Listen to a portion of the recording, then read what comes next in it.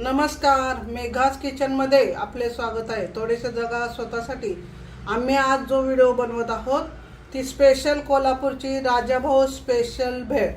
तर ते भेळचं वैशिष्ट्य असं आहे की ते ही बेवडा नावाची प्रसिद्ध भेळ मिळते। त्याच्यासाठी ते मटेरियल जे वापरतात तर हे भडंग अशी वापरली जाते। त्याच्यामध्ये फक्त पापडी आणि शेव असते। ही चांगल्या क्वालिटीचं मटेरियल असतं।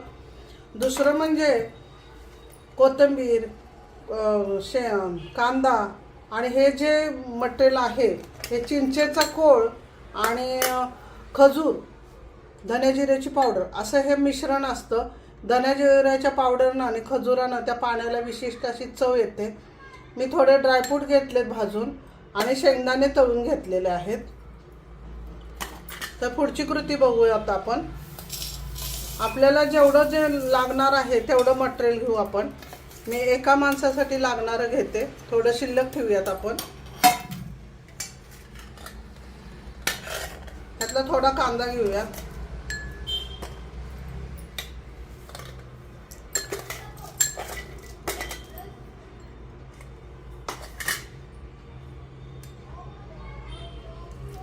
एक चमचा हा चिंचेचा कोळ घेतला। तुम्हाला जसा पाहिजे तसं तुम्ही करून घेऊ शकता। ह्या भेळला थोडं मिश्रण हलवताना व्यवस्थित हलवावं लागतं।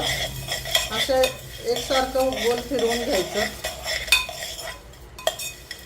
ज्यांना जर अजून ओली पाहिजे असेल तर तरी चिंचेचा कोळ अजून टाका।